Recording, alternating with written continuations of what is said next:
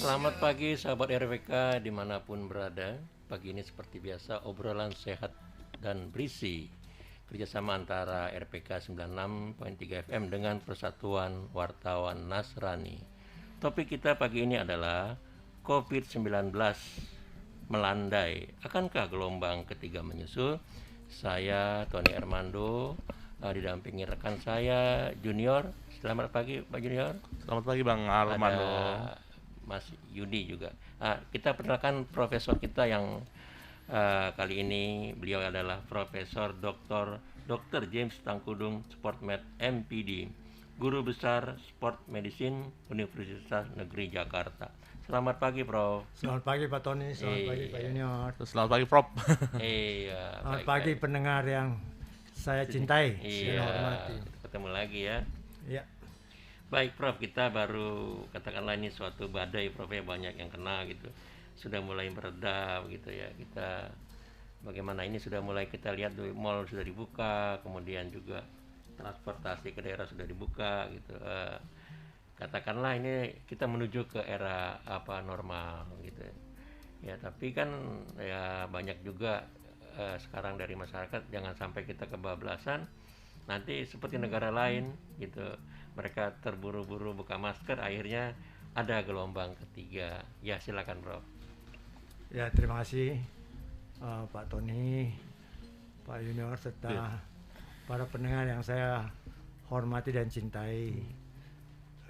Pagi, Shalom. Ya tentunya kita dengar di mana-mana ya ada gelombang ketiga. Itu malah sudah dibicarakan juga di kementerian oleh tim kesehatan ya. Ya tentunya ini kan akan sudah mereda. Karena apa mereda? Karena kita sudah tahu lah paling kurang bagaimana mencegahnya gitu. Karena sudah punya pengalaman. Dan memang kan saya dulu pernah ngomong. Yang namanya flu biasa aja. Iya kan? Apalagi kalau sudah mulai masuk musim hujan. Dan seterusnya pancaroba ya. Jadi kalau itu sampai ada 3 kali bisa kemungkinan seperti itu. Nah, bagaimana mencegahnya? Selama ini flu biasa pun anak-anak sudah divaksinasi kan. Kita juga yang udah umur biasanya kan disarankan untuk vaksinasi, malah tidak boleh pembatasan ya. Itu maksudnya seperti itu juga. Dan keluarlah itu yang disebut dengan prokes 3M atau 5M. Terutama pakai masker, jaga jarak, cuci tangan dan seterusnya ya. Itu apa? Karena memang airborne ini ya. Jadi udara gitu. Lewat udara itunya. Transmisi ini atau transfernya gitu ya. Oleh sebab itu disarankan untuk mempunyai jarak. Terutama kalau kita baca statistik lagi, kemarin naiknya itu kan setelah acara-acara, biasanya acara-acara dapat dari berkumpul-kumpul. Jadi bahwasanya nanti akhir tahun ada liburan besar, ya namanya akhir tahun dan Natalan, makanya pemerintah pun sudah menyiapkan. Jadi benar, jadi persiapan atau pencegahan sudah dibuat oleh pemerintah. Nah kita saat ini tentunya ingin tahu kan, oleh sebab itu saya terima kasih diundang sini. Ya intinya saya sebagai pendidik ingin memberi informasi, edukasi juga kepada yang akan kena gelombang ketiga. Ya tergantung dari kitanya gitu. Ya, karena kita sudah tahu bahwasanya akan ada gelombang seperti itu akibat tadi. Nah, dengan adanya relaksasi, ya kan, tetap ada maksudnya kan sebenarnya ya di Melbourne baru buka. Jadi tetap protokol kesehatan ini harus diperhatikan gitu loh. Karena kalau tidak, yang korban kita sendiri gitu loh, bukan orang lain. Atau kita apa ini membuat orang lain kena juga gitu. Karena kita sendiri nggak tahu ya. Jadi seperti itu. Sehingga hari ini dengan adanya tema seperti ini, prinsipnya manusia itu lebih pintar kok dari virus. Cuma manusia ini kadang-kadang kasarnya itu abai, meremehkan, atau jumawa. Tergantung apakah kita merasa percaya diri berlebihan atau mempunyai mazhab-mazhab tertentu ya. Ya tapi ingat, dalam semua agama juga ada di semua Alkitab, jadi kitab-kitabnya kan. Kalau ada wabah, ya apa nih, menghindarlah. Semua kitab agama saya nggak usah sebut ya. Jadi seperti itu ya. Oleh sebab itu jika pemerintah mengadakan penundaan atau pemunduran apa, ya itu tujuannya situ, karena itu juga sebenarnya intinya ajaran agama juga untuk menolong sesama kita kan. Itu tugasnya pemerintah. Jadi seperti, nah kami sebagai pendidik, saya sendiri salah satu penyintas. Dan saya tahu bagaimana beratnya itu. Walaupun dengan umur segini, tapi ya karena apa? Karena saya tidak waspada. Saya masih ketemu mahasiswa, sehingga mau nolong juga mahasiswa yang mau ujian S3. Tapi kan kita nggak tahu mahasiswa, kadang-kadang ada yang OTG, ada yang flu, pikir flu biasa. Sehingga setelah mereka positif, mereka baru kabarin saya, ternyata saya makan-makan gitu kan. Nah itu juga terjadi apa nih, pertukaran di situ, ya kan, airborne, lewat udara, gitu kan. Jadi seperti itu. Jadi kita siapapun dia termasuk mahasiswa harus waspada, Prof ya. Harus waspada. Jadi kita nggak usah takut, karena kita orang beragama. Kita nggak usah takut karena kita berilmu. Dan kita nggak usah takut karena kita harus waspada dengan adanya ajaran-ajaran tersebut. Dan pemerintah sudah mengeluarkan aturan-aturan, kita tinggal ikut aja kok. Itu aja sementara. Baik. Ya, sahabat RPK dimanapun berada, bisa menghubungi kami untuk berpartisipasi lewat telepon 021 8000 444. Kami ulangi 021 8000 43 kali, atau SMS WA di 0815 1800 444. Kami ulangi lagi 0815 1800 444. Kami juga ada streaming, bisa di sana mengajukan pertanyaan lewat streaming. Baik, sesi yang menarik ini kita jeda sejenak mendengarkan yang satu ini. Silakan.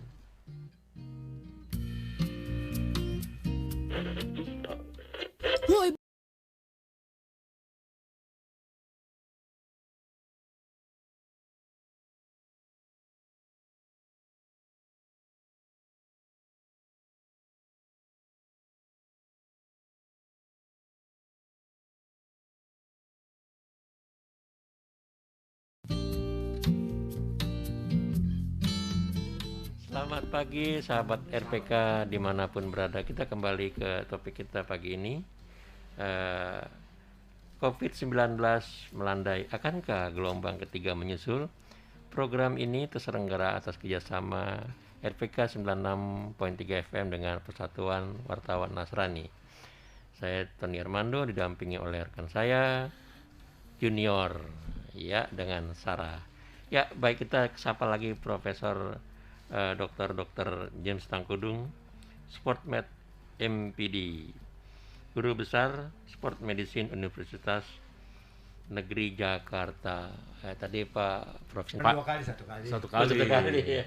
Pak James ini kan seorang profesor, dokter lagi kan, olahraga, dan beliau gelombang ketiga itu sebenarnya yang paling parah kalau nggak salah di Singapura ya, Dok ya. Kenapa negara yang modern, vaksinnya udah tinggi, tiba-tiba kok negara ini kok bisa kolaps juga di gelombang ketiga gitu?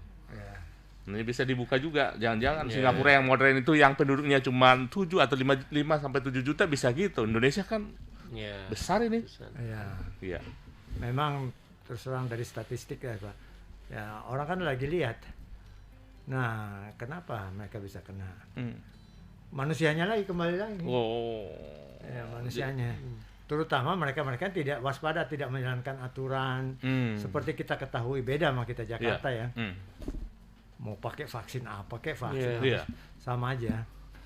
Nah, kalau orang tinggal di apartemen, paling banyak apartemen itu di Singapura. Iya betul juga. Nah orang naik sih, apartemen kan lewat lift, lewat lewat tangga. Iya. Itu kan bekas-bekas atau di dalam ruangan itu. Nah kalau kita nggak waspada, anggap enteng, ya bisa kena. Dan biasanya kan itu di klaster-klaster yang kena itu orang-orang yang memang pekerja, yang suka ngumpul. Ya jadi umpamanya ngumpul-ngumpul karena di pabrik yang sama. Jadi bukan ngumpul-ngumpul santai sebenarnya, ini ngumpul karena kerja, karena bersentuhan di lift gitu Dok ya. Dan asramanya sama. Iya. Dan menurut yang saya baca, beberapa mereka memang pendatang.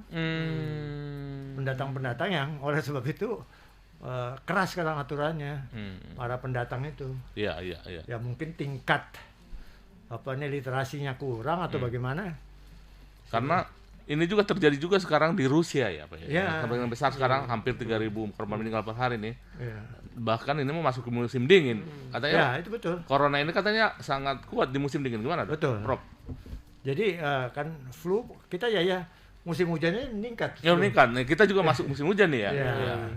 Jadi dan terakhir yang saya dengar meledak juga di Cina sekarang. Sehingga penerbangan berapa ratus atau berapa puluh penerbangan dalam negerinya dibatalkan. Jadi memang ya pinter-pinteran kita. Kalau kita terlalu anggap enteng, ya hati-hatilah. Karena virus ini tetap virus. Ya kan dia juga bermutasi. Bermutasi. Dan memperbanyak diri melalui perantara dalam hal ini manusia. Sehingga kadang-kadang kita ya terutama anggap enteng karena masih muda, OTG jadinya. Nah kita tentunya sudah melakukan pencegahan oleh pemerintah, mereka juga begitu, bahwa sudah ada vaksinasi dengan keinginan kita supaya kita imunnya bagus. Ya siapa tahu kita dapat herd immunity. Herd immunity. Karena herd immunity artinya kelompok ini sudah kebal gitu. Tetapi tetap kelompok kebal, kalau ada yang masih bandel, tetap aja menular ya. Itu yang terjadi di Singapura, itu yang terjadi di beberapa tempat. Jadi jangan bangga dulu lah, herd immunity itu tidak jaminan juga dong. Udah tua, udah enggak. Jadi ini bisa juga kan misalnya 6 bulan, kayak kadang bilang Sinovac itu daya tahannya 6 bulan. Apa perlu divaksin lagi itu gimana nih? Ya tergantung kitanya. Kalau memang ya menurut penelitian kan memang Sinovac ada sekitar 60 atau berapa persen itu ya. Tetapi kita jangan lihat ke situ. Pfizer ya yang Singapura tetap aja nggak ada jaminan. Sama aja Jerman pakai saya ini. Sekolah kedokteran, saya sekolah dokter di Jerman, pakai Pfizer tembus juga. Ya kan gini ya, semua vaksin itu ada masanya. Sehingga tergantung daripada imunitas kita. Nah, virus ini juga tergantung dari jumlahnya. Kalau yang masuk dikit ya kasarnya ece-ece. Tapi kalau yang masuk banyak dari kiri dari kanan ya tembus juga. Itu. Nah, itulah artinya kita tidak waspada, anggap enteng sehingga di sini mungkin kita sudah dapat. Ke kiri, ke depan dapat, ke kanan dapat. Ya, lama-lama overdosis ya kasarnya gitu ya. Oleh sebab itu jangan jumawa lah. Kalaupun kita sudah merasa seperti itu, cepat-cepat sadar. Waspada karena dan ini tergantung virusnya dan kitanya gitu. Karena manusia seperti saya katakan, manusia itu lebih pintar kok. Oleh sebab itu kan kita sudah malah sudah mulai ketemu obatnya kan. Sekarang tinggal kitanya juga. Kalau kita dikasih tahu prokesnya ada 3M atau 5M, kita nggak jalanin ya berarti kita kan membuka diri. Kita tidak vaksin. Nah, statistik terakhir mengatakan bahwa yang biasanya kena terakhir-terakhir ini 80% itu belum divaksin. Jadi itu angka statistiknya ya bicara itu. Ya. Jadi ya seperti itu ya, ini kan statistik, kita lihat di statistik. Sehingga kita bisa memprediksi. Sehingga rata-rata yang kena ya seperti itu. Yang belum divaksin. Nah, yang sudah vaksin aja kena. Kena apa lagi ya? Apa lagi ya? Enggak, tapi memang sedikit. Tapi ini Prof nih, menarik yang belum divaksin ini. Kita tahu kan sekolah udah dibuka nih, terutama SD. SD itu kan nggak ada vaksin ini karena belum masuk umur mereka nih, Dok. Prof kan? Jadi gimana nih? Apa memang SD ini harus diliburkan dulu nih? Karena mereka kan yang paling rentan nih karena belum divaksin. Ya kan sudah mulai juga. Udah mulai juga. Kedua, anak-anak juga kan sebenarnya ya cucu saya aja. Baru lahir aja udah divaksin. Iya kan? Tapi bukan vaksin corona. Vaksin ini. Tapi paling kurang kan daya tahannya dirangsang untuk meningkat. Sehingga ada TBC, ada BCG, ada ini segala macam. Itu kan melawan virus semua. Nah, sehingga tujuannya kan meningkatkan daya tahan.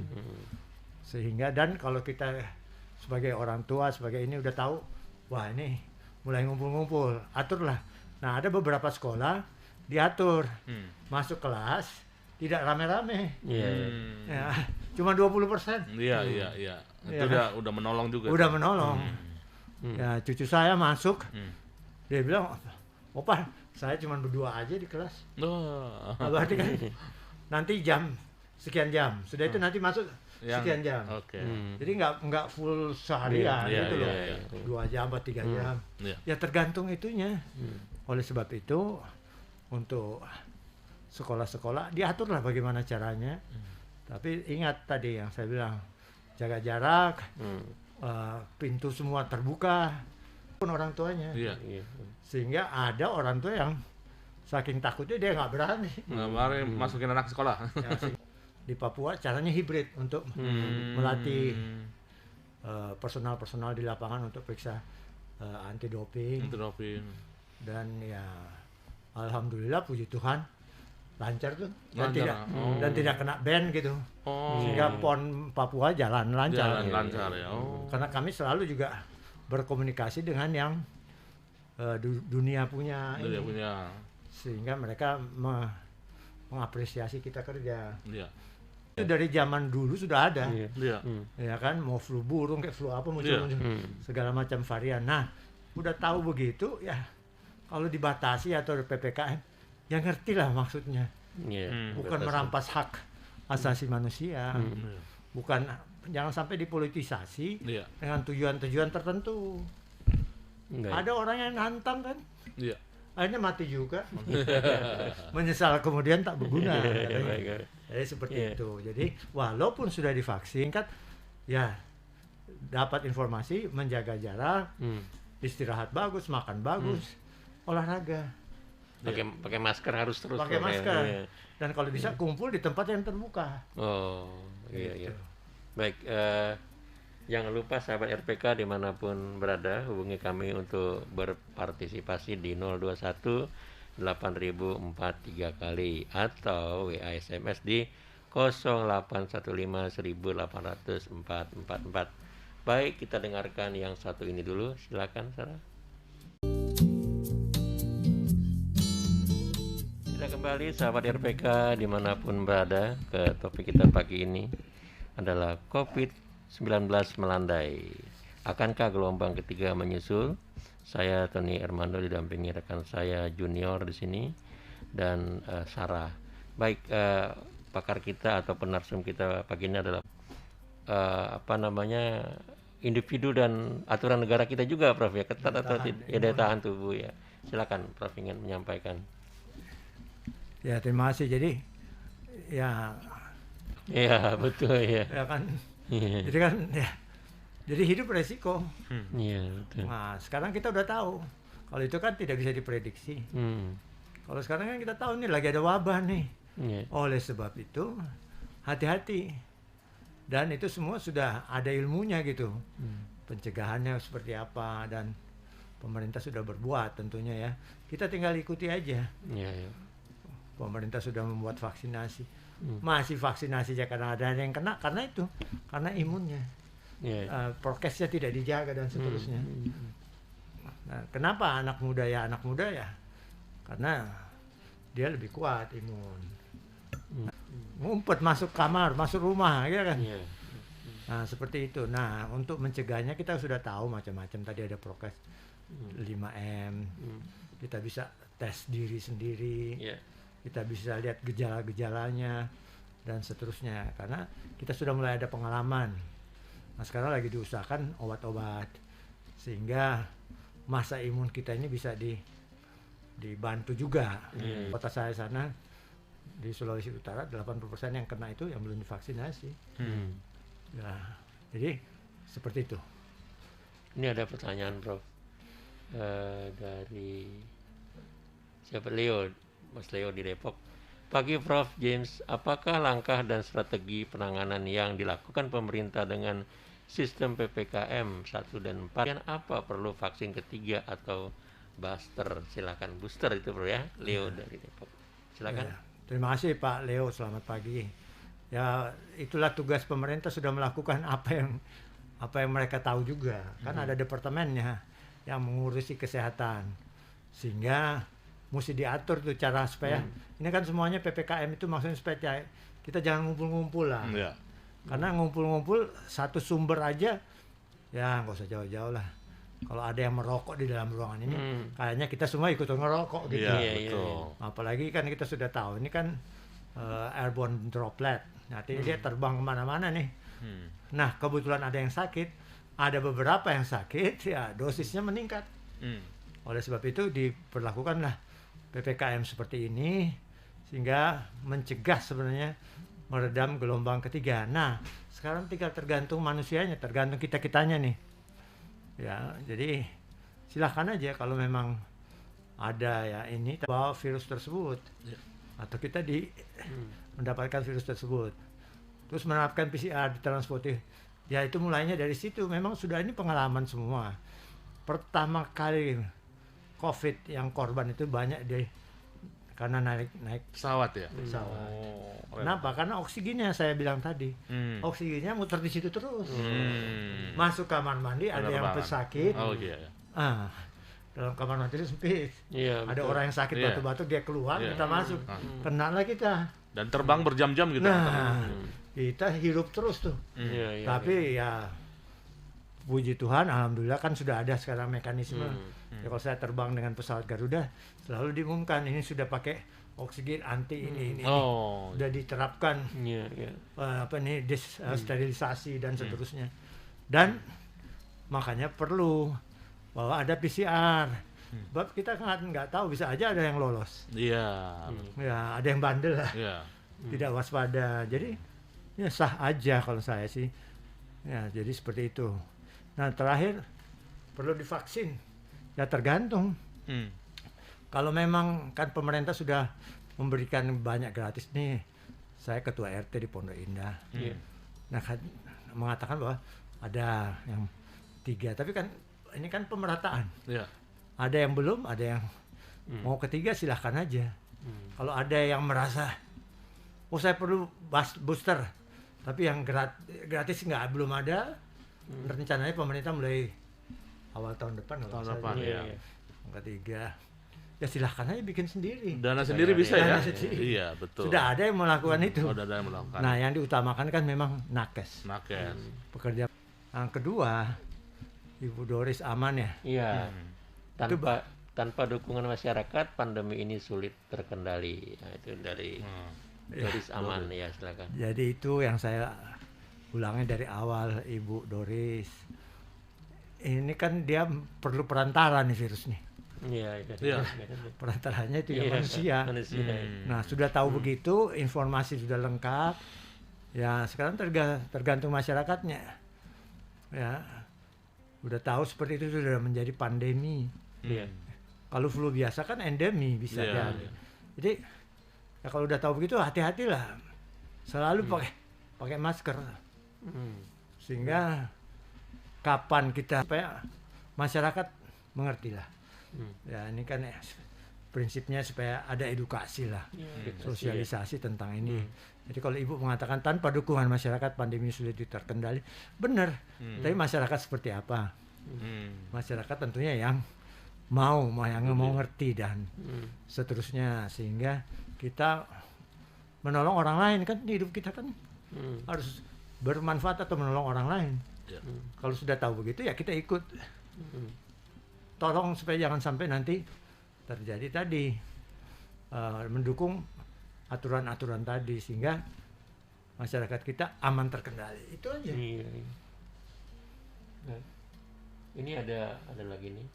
Satgas COVID-19 di tingkat lokal seperti RT RW harus diperkuat untuk mengedukasi protokol kesehatan secara konsisten hingga membuka hotline yang bisa dihubungi dalam situasi darurat. Maksudnya begitu ya, mungkin Satgasnya ya. Tapi harus 24 jam mungkin dia maksud begitu. Nah, ini kita antisipasi aja Prof. Dari pengalaman Prof kemarin dari penyintas Prof ya, apa yang kurang gitu kok kami masalah tadi oksigen tabungnya gitu, pemerintah kayak orang kebakaran jenggot bingung gitu Prof ya. Kalaupun ada gitu, apa yang harus kita kerjakan gitu. Ya karena saya pengalamin sendiri lagi high seasonnya lah, lagi top-topnya itu awal Juli. Saya karena anggap enteng, ya kelihatannya tembus juga. Walaupun saya olahraga ya, saya profesor, saya dokter lagi. Olahraga lagi. Ya kan.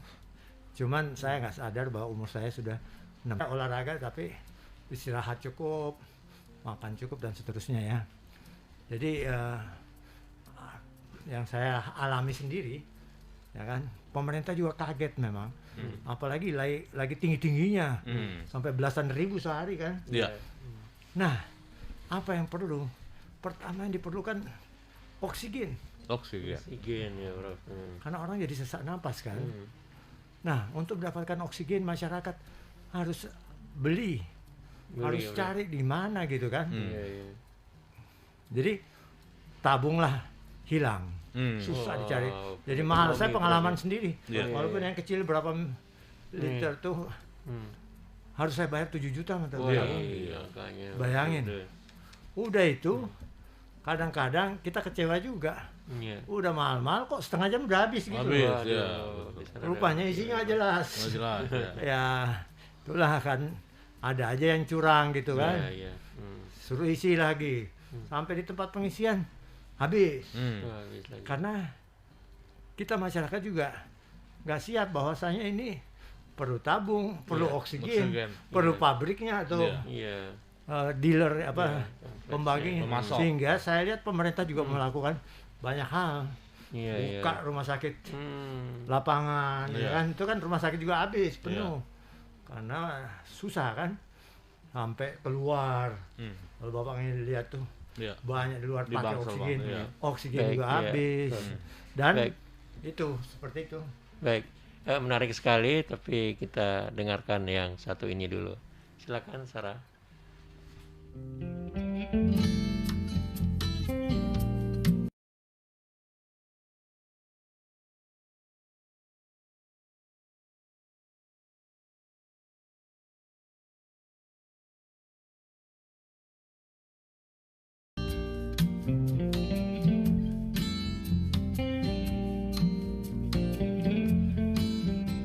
Kita kembali lagi ke topik kita pagi ini yang baru membuka salurannya. Kita akan bacakan lagi. Topik kita pagi ini adalah COVID-19 melandai. Akankah gelombang ketiga menyusul? Saya Tony Armando didampingi rekan saya Junior Parhusip sini. Kemudian ada Sarah Naomi. Baik, narasumber kita pagi ini adalah Profesor Dr. James Takudung. Beliau ini adalah Sportmed MPD dari Guru Besar Sport Medicine Universitas Negeri Jakarta.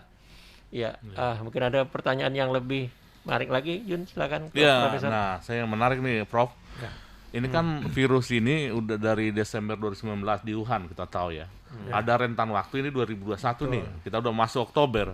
Sementara banyak guru besar mungkin mikrobiologi di dunia ini gitu, kok nggak bisa ya menemukan apalah katakan obatnya atau apa dong? Kenapa? Ada apa masalah mana? apa kendalanya gitu. Karena kita tahu kan secara keuangan juga negara support nih peneliti-peneliti. Di Indonesia mungkin ada X-Men, ada mungkin yang lain-lain juga. Bisa dikasih cerita, masyarakat juga pengen tahu kali yang seperti ini. Ya, terima kasih. Jadi intinya balik lagi, kalau kita mau tetap melandai melawan gelombang ketiga ini, kita sudah tahu dia gelombang ketiga akan muncul kalau kita tidak waspada, itu Iya, aja. itu intinya. Silahkan, ini justru saya di sini supaya kita tahan terus inilah, supaya dia landai gitu loh, sehingga tidak perlu terjadi gelombang ketiga. Nah, pertanyaan Bapak mengatakan para mikrobiolog, mereka sudah melakukan eksperimen-eksperimen juga, mereka pun korban, ya kan? Tapi seperti saya belajar dulu, virus juga ini adalah sebenarnya organisme hidup, sehingga dia bermutasi.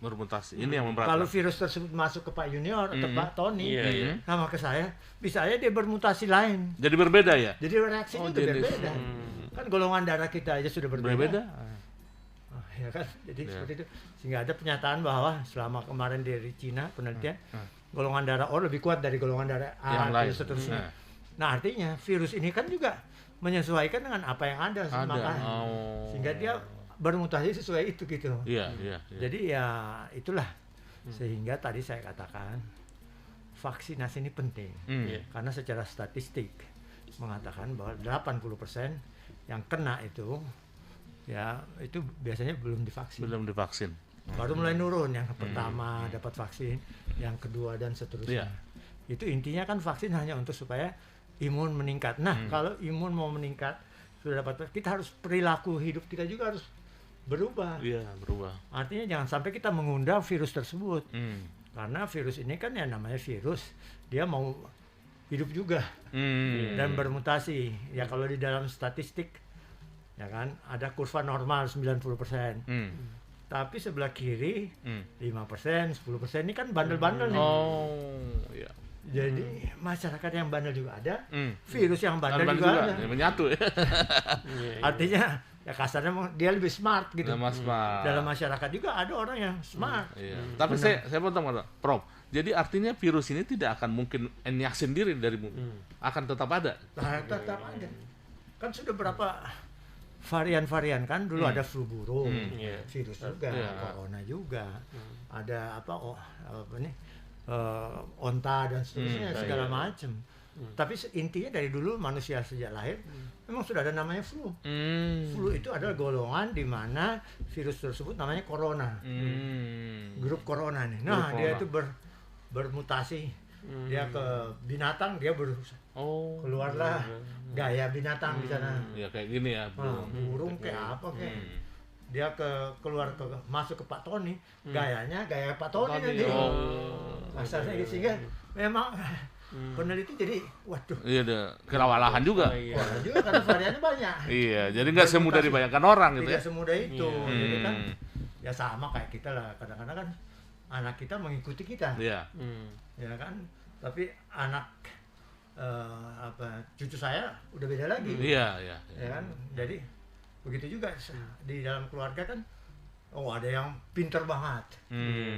Ya karena ada terjadi mutasi-mutasi itu, genetik itu. Jadi kita balik ke situ sehingga ada yang memang kuat, ada yang tidak kuat gitu.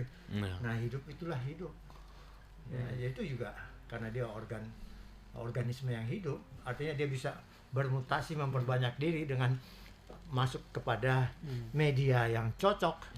Ya itulah, sehingga kelompok-kelompok peneliti juga mulai berusaha macam-macam. Kalau sakit saat itu sudah ada obat, baru diketemukan ya. Tapi nah ini varian muncul terus. Jadi kita harus strategi, kejar-kejaran. Tapi seperti saya bilang dari awal, manusia lebih pintar. Karena manusia ciptaan Tuhan lebih pintar dari semuanya. Betul. Termasuk melawan setan. Tergantung kitanya, kita mau jadi setan enggak? Nah, itu dia. Ini ada lagi nih Pak, dari Ibu Doris Aman ini ya. Dengan adanya varian terakhir ini, semakin terasa COVID-19 tidak mengenal kelompok usia. Kalau sudah tidak kenal kelompok usia, riskan memberikan kesempatan berkumpul pada anak di sekolah. Ristek seharusnya meninjau lagi sehingga benar-benar tersedia jaminan keamanan bagi siswa dan guru atau tenaga kependidikan. Selain bisa menimbulkan klaster sekolah, penularan COVID-19 di sekolah juga berisiko membuat anak-anak kehilangan kesempatan belajar jika guru terinfeksi. Silakan Prof ini. Terima kasih Bu Doris ya. Saya terakhir mengikuti narasumber yang dari Indonesia, satu-satunya dari Indonesia mengenai tentang COVID dan efeknya kepada anak didik internasional. Sebelum saya kena juga. Dalam penelitian mengatakan bahwa memang akan berpengaruh pada anak didik, apalagi kalau kena parah ya, sehingga kognitifnya ya, dalam pendidikan itu ada kognitif, ada kognitif sampai pada motorik kan. Itu kalau lama kena dan lama terkucil ya bisa ada efek. Nah, oleh sebab itu kan sekarang kita sudah tahu seperti itu. Tidak mengenal kelompok usia. Oleh sebab itu kalau masuk sekolah kan diperiksa. Udah dites belum? Ya kan? Ya, saya umpamanya datang sini, saya juga periksa dulu dong. Jangan sampai saya membawa sesuatu. Paling kurang saya ditanya nih, nah ini saya udah negatif. Udah ada masalahnya. Kayak begitu pencegahan itu harus kita lakukan. Ya, tadi PCR apa semua. Antigen. Ya kalau kita bisa lakukan itu pada anak-anak ya, mulailah. Anak cucu saya berangkat ke Bali, periksa juga PCR segala. Karena berani keluar, berani beresiko ya harus ikut aturan. Iya, betul. Sehingga percaya dirinya benar. Bukan percaya diri yang sok-sokan. Ya, percaya diri tapi tidak jelas gitu. Iya. Jadi cucu saya berangkat ke Bali, diperiksa juga. Iya. Bapaknya, mamanya periksa. Begitu juga setelah mereka pulang semua, ya itu udah benar. Jadi seperti, nah ini tentunya di sekolah juga kalau bisa, nah harus apalagi berkumpul. Makanya saya bilang diaturlah, ya jendela terbuka, berapa jam si A, si B, si C, dan kan tetap Zoom-nya juga jalan kok. Iya. Yang di rumah sehingga bisa diatur. Hari ini cucu saya masuk, 3 hari lagi cucu saya masuk lagi dan seterusnya kan. Itu menjaga itu seperti itu. Ada macam-macam strategi dah, metode-metode seperti itu. Nah termasuk gurunya, gurunya harus jujur gitu kan. Kalau dia juga sakit ya kasih lihat dong kepada kepala sekolah tuh, gua sehat nih, gua bisa ngajar, sehingga orang tua dan anak-anak itu khawatir ya. Khawatir itu saya bilang jangan kita yang membuat blunder, kita bawa penyakitnya gitu loh. Jadi sebenarnya semua ini kan bisa kita lakukan sehingga tidak terjadi apa yang disebut dengan klaster sekolah. Ya kan? Jadi berarti perlu dong antigen nih kayaknya di sekolah-sekolah, tapi dibayar pemerintah gitu. Supaya gurunya tahu, muridnya tahu gimana ya. Kan masalahnya sekarang kita mau VCR nggak bisa bayar, Pak. Gitu Prof, gitu kan. Kita mau juga kalau diterapkan ke masing-masing orang tua bisa juga protes demo. Saya lihat juga pemerintah sudah berusaha sehingga antigen kan sudah murah sekarang. Udah murah, iya sih. Dimurahkan 45.000. Iya. Jadi ya tergantung. Nah sekarang kan bisnis juga. Iya, bisnis juga. Nah, itu dia, Prof. Kalau bisnisnya mau menolong orang ya tahu-tahu diri lah. Cari modal aja lah. Iya. Jangan untung besar gitu ya. Karena ini kan kemanusiaan. Jangan menari di atas penderitaan orang gitu. Ini kan kemanusiaan. Ya. Itu. Jadi jangan kita jadi sumber penyakit. Itu ya. Kita sendiri juga nggak mau kan. Kalau umpamanya saya masuk ke sini, terus Bapak kasih saya penyakit gitu. Betul sekali. Prof, kita ada 3 menit Prof untuk closing statement bagaimana meredam jangan sampai ada nanti klaster ketiga. Silakan Prof. Gelombang ya ketiga. Tadi terima kasih Pak Tony, Pak Junior dan Mbak Sarai. Tadi kan sudah Bu Doris sebenarnya sudah kasih saran sebenarnya. Tergantung masyarakatnya. Iya. Ya kan masyarakatnya mau saya tambahin aja ya kita kasih informasi seperti ini supaya masyarakat siap dan tahan dilandai. Iya. Kan sudah melandai ya. Pertahankan. Ya. Kalau sudah landai, puji Tuhan, alhamdulillah. Iya. Karena kita negara yang panas. Iya. Kalau di negara lain itu karena faktor cuaca. Kita panas, kita seringlah buka jendela kemana-mana kalau kita ngumpul. tolong buka jendelanya gini kan. Iya. Terus jaga jarak. Itu tadi 5M tadi. Iya. Terutama masker karena ini airborne, melewat udara. Pinter juga ini virus nih. Dia melalui itu. Nah, dia akan bermutasi, akan berkembang ke dalam tubuh orang yang imunnya lagi turun. Atau paling kurang tidak mengenal, itu makanya vaksin. Kalau masuk ke saya udah pernah vaksin, tubuh bilang, gue udah kenal nih. Tapi saking banyaknya gue nggak tahan nih. Sehingga bisa kena. Iya. Nah itu jadi seperti itu. Jadi masyarakat, tergantung masyarakat. Silahkan jaga. Jadi pemerintah sudah berusaha dengan sesuai dengan tugasnya, mengatur bagaimana PPKM 1, 2, 3, 4 dan seterusnya. Kita tinggal ngikutin aja. Mendukung. Karena itu untuk kepentingan kita juga. Betul sekali, Prof. Bukan untuk kepentingan siapa-siapa. Nggak ada urusannya dengan hak asasi. Malah justru hak asasi itu dijaga dilindungi oleh pemerintah. Ya, jadi seperti itu. Jadi nanti pemerintah kan bisa melihat statistik, pakar-pakarnya bisa melihat umpamanya perlu di sana dibantu ekonominya, perlu di mana vaksinasi dan seterusnya. Karena pemerintah juga belajar. Semua pemerintah di dunia lagi belajar nih. Apa strateginya dan metodenya seperti apa. Jadi tergantung kita. Kalau kita mau tingkatkan imun, ya. Jangan meremehkan, waspada dan perkuat imun diri dan mohon jaga diri dan jaga tetangga kita. Baik. Jangan sampai kita menjadi sumber. Iya. Sehingga tetap landai. Terima kasih. Terima kasih Pak Prof James Tangkudung.